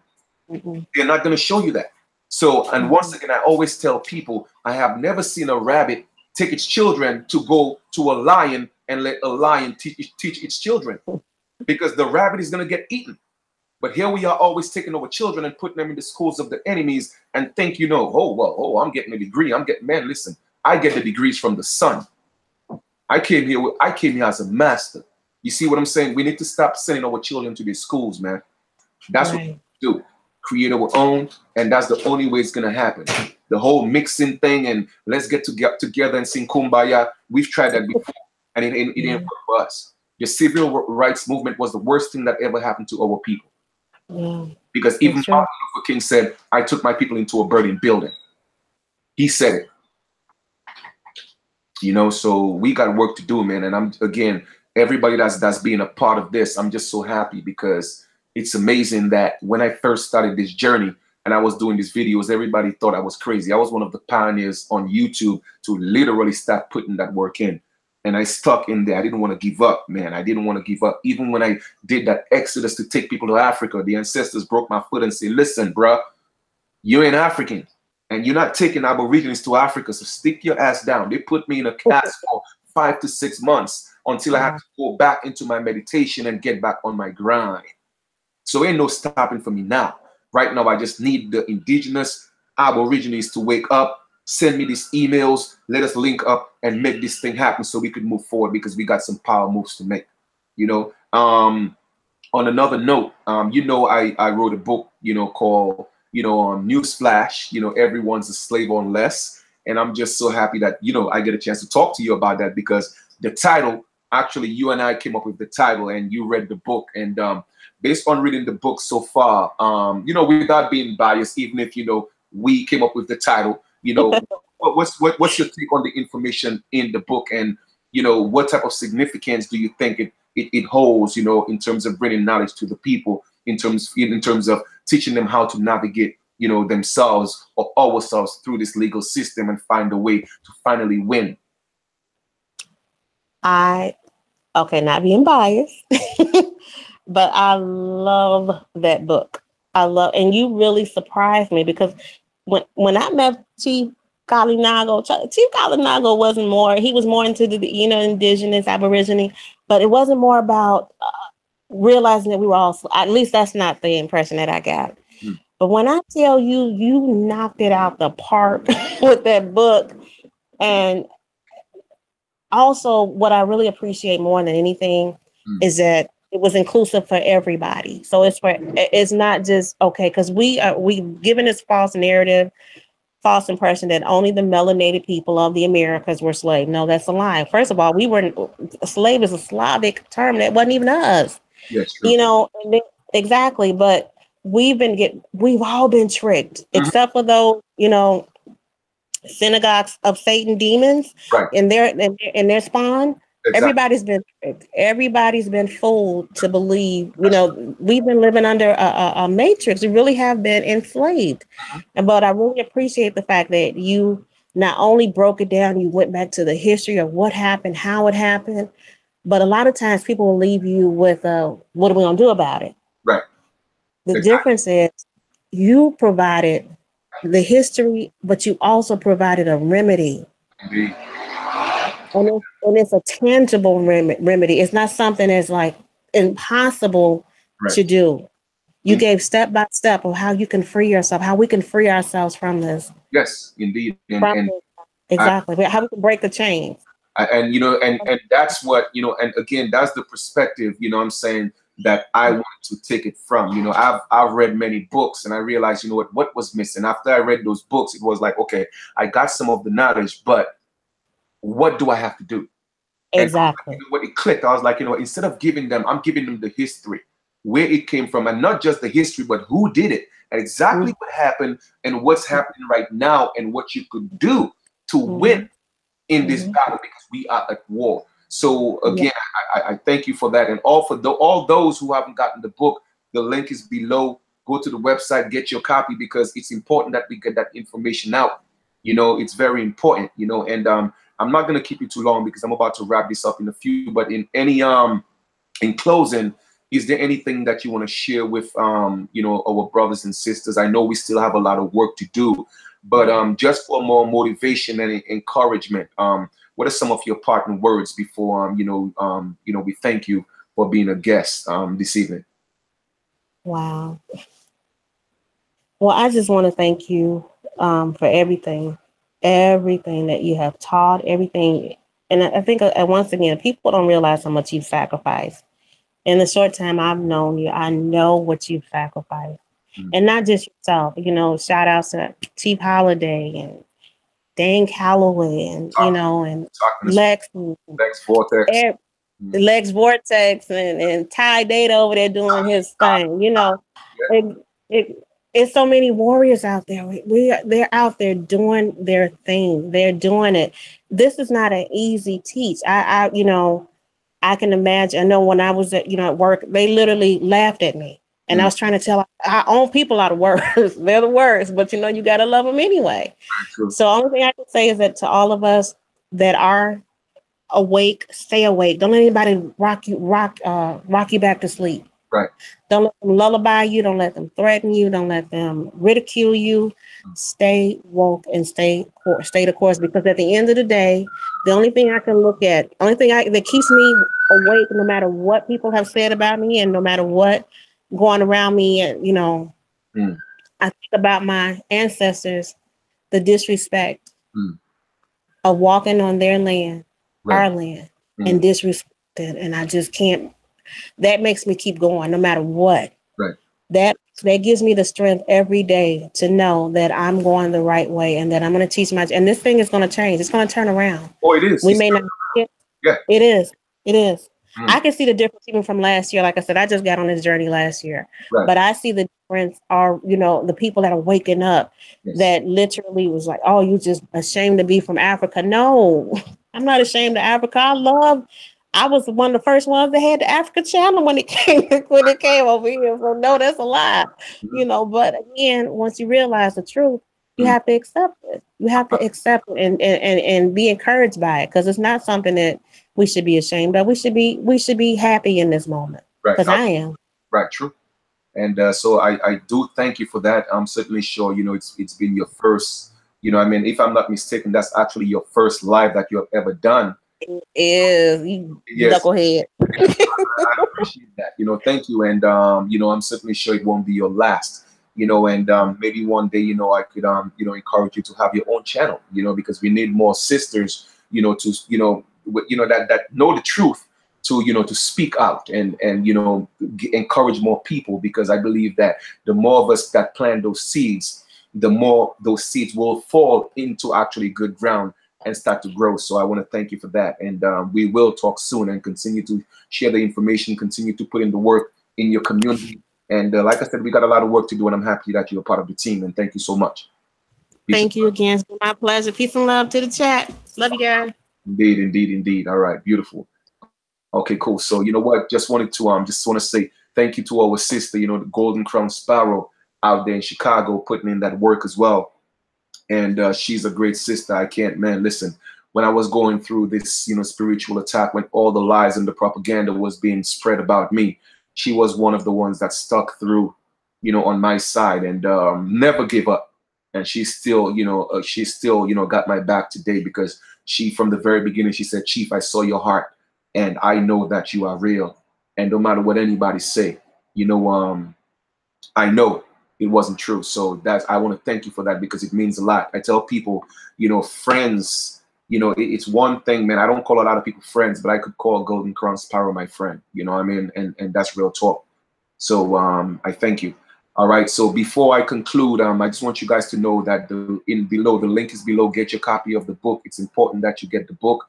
I also have the little support channel here. You know, give your little donations, do all that, show your appreciation for those who do this for real. All right. Before I leave, I want to close with I'm going to show you the etymology of a word. Okay, because it's important what's happening to our people. We have to know. Okay, we have to know what's happening to our people. So let us go into the etymology of a word real quick, and let's see exactly what it is. And I'm going to show you exactly what our people are caught up in. All right, our people are caught up, and I'm here to open up their eyes and wake them up. So let us look at the etymology of the word pastor. Pastor, because a lot of people love their pastor. Oh, my pastor, I love my pastor. Love me, my pastor, right? You don't know that your pastor is the one signing your certificate to hell. Okay, your pastor is the one keeping you in your low chakra. Your pastor is the one lying to you. Your pastor is the one that is in bed with the government. Your pastor is the one that's in bed with the beast. Okay, and you're funding 10% of your check every single week, funding your oppression, funding the lie, because you want a pastor and you love your pastor. Some of y'all love your pastor more than you love your own damn husband. You know what I'm saying? And that's a problem, because you don't know your pastors were put in place to defeat you, to deceive you, and hand you over not just your physical body to the beast, but your spirit to the beast. And I'm going to show you exactly what the etymology of pastor is. Like I tell y'all, Chief Kalinago is going to bring the real, because y'all want the truth. I hope y'all can handle the truth, because I don't think, I'm not sure if y'all ready, but here it is. Pastor. All right. Late 14th century. Mid 13th as a surname. Shepherd. You see how long they put that in place for you? Since the 14th century. But let me ask you a question. When was the Bible written? Wasn't the Bible written in 1611? Mid 13th century. But wasn't the Bible written in, I'm talking about the King James Version, in 1611? Right? But guess what? They had shepherds. They were using, the pastor was the shepherd in the 13th century. Also a spiritual guide, a shepherd of souls.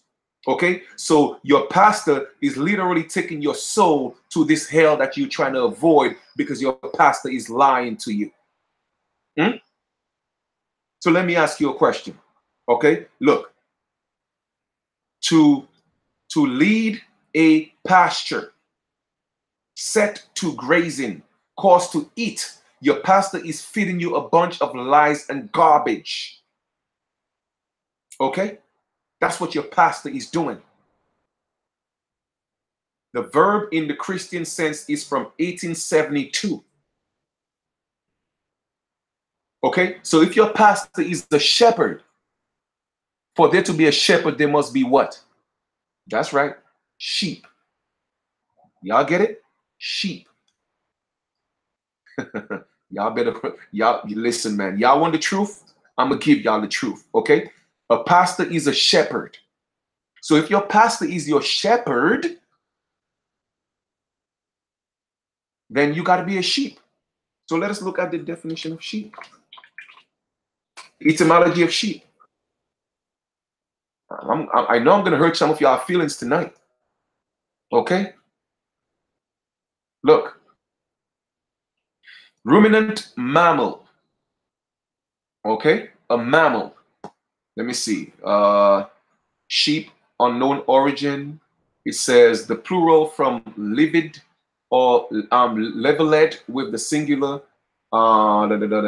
Sheeps. I'm just trying to see exactly where it's at. But we know what a sheep is, right? But check this out. So if you have a shepherd, let's read from here. Right here. Y'all think everything was put in place strategically for you. Okay? And I'm going to show you exactly what that is. Look. Used since Old English as a type of timidity and figuratively of those under the guidance of God. The meaning stupid, timid person. But y'all want to be sheep. Oh, Jesus is my shepherd. I'm a sheep. Okay, that means you are stupid and timid. Man, I'm showing y'all the truth. And guess what? That's the etymology of the word, the real root meaning of the word. But y'all love your pastors, though. You're a shepherd, right? That means you're a sheep. It means that the meaning, you're a stupid, timid person. And, you know, I'm not mad. I'm not angry. I'm just passionate about what I do because I see the game that's being played on my people. Okay? And I'm here to open up your eyes. I'm here to open up your eyes. I'm here to give you the real truth. Okay?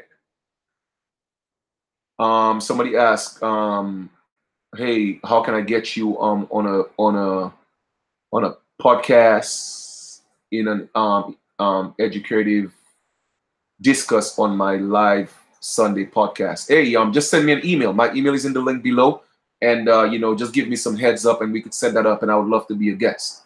All right, it's all good. But again, I'm just showing you what pastor means. Okay, pastor means shepherd. For there to be a shepherd, there must be a sheep. What does sheep means? It means to be a stupid, timid person. So you see, they're laughing in your face. They're laughing in your face. Like I said, I'm giving y'all the drop, giving y'all the knowledge. Okay. So before I get out of here, I've been on here for over 2 hours. Again, want to thank my guest, Golden Crown Sparrow. I would like you to know that, in right now we are like in the desert. Okay. Lovely said, whoa, was just thinking of the first line of their so-called Lord's Prayer. Exactly, right? You know what I mean? But oh, thank you. I appreciate that for wanting to invite me to your your podcast. Definitely would love that. Let me let that siren go by. Okay. So you see the setup, you see the bait, you see the games that's being played with our people. All right. Everything is done in the open, but because we don't go deep into the narrative of what they are giving us, we take it at face value. But you're not realizing the game and the trick that's being played on you. Okay. And we have we have 4 or 5 churches within 2, 3 blocks right here in Brooklyn alone. So just imagine all these people they're calling stupid and timid because they're called sheep. But y'all don't want to hear nothing though. Y'all don't want to hear nothing. All right? Y'all don't want to hear nothing. But right now, we are in the desert. Okay? We are in thank you, Angela. Thank you for the donations. I appreciate that. The support means a lot. And I hope you guys could, hey, follow the example, man. Yeah, exactly. Put your money where your mouth is. You get the knowledge. Again, I'm not pushing that, but I would appreciate it because I stopped asking people to support a very long time ago because people think that it's wrong to ask for the support of the people you are helping and you're giving the knowledge. But yet still, we could send our children to school and pay student loans for $40,000, $50,000 and go bankrupt over it and get knowledge from the colonizer that's enslaving you. And here I am giving you the knowledge that's gonna, emancipate you. And then you don't support. But I stopped, getting hype over that. I don't do that anymore. You know what I mean? Because I understand, again, a lot of our people are damaged. All right. But, we are like in the desert right now. Okay. And the desert symbolizes dry land, a drought, no rain, no vegetation, so to speak. But one thing you have to realize is this: in the desert, there are always wild flowers growing. Isn't that amazing? Isn't that amazing? Okay. And the American Aborigine is like the wild flower in the desert. Don't matter what happens, don't matter how dry it gets, don't matter how much rain will not fall, it doesn't matter how rugged the land is and the droughts that may be on that land, you would still find a wildflower in that desert because you see, whenever there's a crack that's opened, that wildflower will use that as an opportunity to come out and blossom. And that is the American Aborigine. It doesn't matter what they do to us. It doesn't matter how much they try to starve us out. They try to poison us. It doesn't matter what they try to do. They cannot stop us from blossoming. They cannot stop us from being who we are because by nature, we were meant to blossom. So they can't stop it. So we are like that wildflower in the desert. So know who you are. Know how special you are. Okay, definitely the lotus. Okay, know that because you see, 99% of the people think that only so-called God has a plan for you. But what you don't realize is that the 1% already have a plan for you. I'm going to repeat myself because I don't think y'all heard me. 99% of y'all think that this so-called God is the only one that has a plan for your life. What you don't realize is that the 1%, they have had a plan for you since they stepped foot on our land. And the only people that's going to make things happen and turn this around is us. Nobody else but us. Okay? So we have to put in the work. Everybody is always waiting for a chance. Everybody's always looking for an opportunity. But I'll tell you one thing, okay? Chance and opportunity only favors those who are prepared. I'm going to repeat myself because I don't think y'all heard me, okay? Everybody always wants a chance. Oh, you know what? Give me an opportunity. I'm a rapper. I'm a basketball player. I could do the job, master. I got my degree. I could be the best that you want me to be. But let me tell you something. Chance and opportunity only favors those who are prepared. Practice, they say, make perfect. But guess what? Chief Kalinago says perfect practice make perfect. I'm teaching you how to win. I'm teaching you how to be prepared for when the opportunity comes, when that chance comes and they come against you, that you will know how to win. The link for the book is below. That's what I'm doing. I'm teaching you how to be prepared. So when the opportunity comes and they want to give you that ticket, they want to give you that citation, they want to take your children, they want to put you in handcuffs, and they want to give you a arrest, which is arrest you, you will be prepared. You don't know how I'm shaping your mind, but trust me, I'm getting you prepared for this war that we've been in since these people have come to our land. Okay? So we got work to do. I'm telling you, a lot of our people are hurting. I get it. It's okay. Remember that what you're feeling is temporary. Don't give up. Don't let them break us. Okay? For real. And won't leave yourself or feel your pain. All right? Another thing that comes to mind is the butterfly. Okay? Right now, a lot of us are in that cocoon. Okay? We have been sheltered, shadowed, been lied to. But don't give up, because right now we are opening up that cocoon and we're getting ready to fly. We're getting ready to elevate. And that's what they can't stop. You see, that is the nature of the Aborigine. The stage is set, all right? And you are the player, the main player. And I'm giving you the tools, all right? Because only us could break this prison that we're in. And we can win, and we are going to win. And we're not going to let them stop us. All we got to do is continue to shine, continue to spread that knowledge. And I promise you, we will have victory. All right. And I'm going to leave you with this. Brute force can never be more powerful than deception. Okay. And I'm going to tell you exactly what that means. Brute force can never be more powerful than deception, because they tried brute force. They tried killing us. They tried enslaving us. They couldn't do it with brute force. But guess how they got to us? With the deceptions. So my brothers and sisters, stop being deceived. Stop being lied to.